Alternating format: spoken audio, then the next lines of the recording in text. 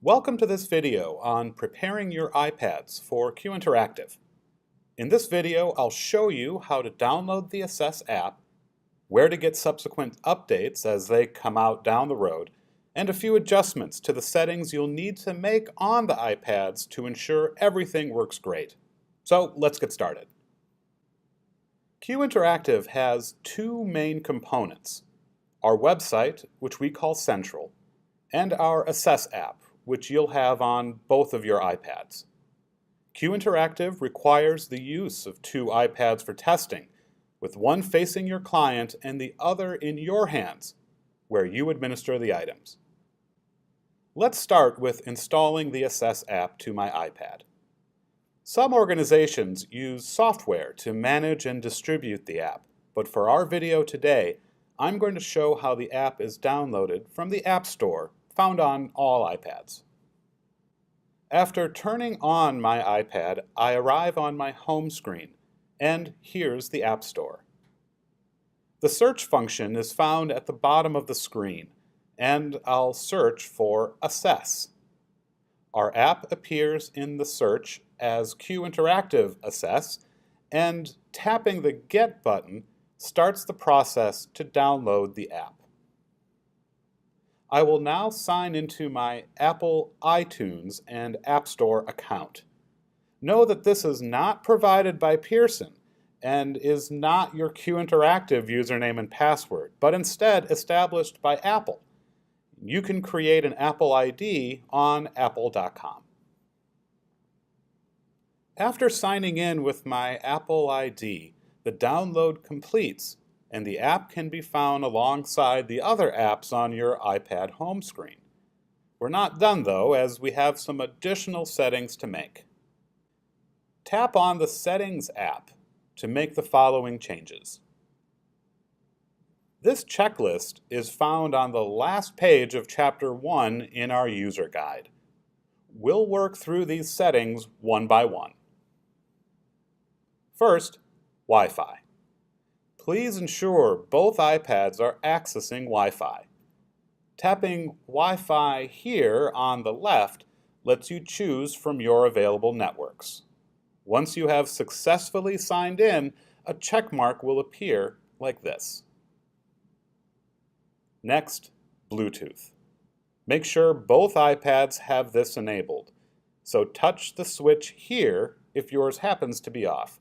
It is typically enabled by default though. Now let's move to the next section of our checklist, this group here under the General Settings section. We'll now look at the brightness setting, disabling of multitasking gestures, and the optional settings of disabling autocorrect and auto-capitalization, which can cause some frustration when entering the username and password on the app. I now scroll down until I reach General.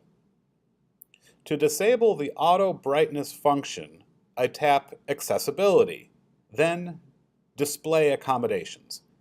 Here I can disable auto brightness. I want to do this to ensure the app displays content consistently across all test sessions. Next, I will disable multitasking gestures. I tap General again, and now I'll tap Multitasking and Dock. Here I will disable gestures. I do this to ensure the client cannot exit the Assess app via this action. To further prevent this action, I encourage you to consider the Guided Access function found under Accessibility. You can learn more about that function through the Apple website. Next, I will look at Autocorrect and auto-capitalization. This is found under the Keyboard section. Here I can disable these two functions. I may want to do this if I'm having difficulty logging into the Assess app. Now let's look at the brightness of the iPad itself. Here on the left, I tap Display and Brightness. I will drag this slider to the right, then adjust the auto lock timer to 15 minutes. The final section of our checklist is found on the Assess App sections of Settings. Scroll down the left side to the bottom until you find our Assess App listed. Here, you set one iPad to be client-facing and the other to remain practitioner-facing. Tap Application Mode to make the selections accordingly on your iPads. Know that Q Interactive is able to capture audio recordings of various items, ones where the client provides responses verbally. Should you want to disable this function, you can do so by returning here after you've begun using the system to toggle it off if necessary. Your iPads are now configured to use Q Interactive. Your next step is to log into the Assess app to download the test content reflective of your license. This can take a few minutes to complete. But once finished, moving forward, logging into the Assess app will be immediate and you can begin testing. Thank you.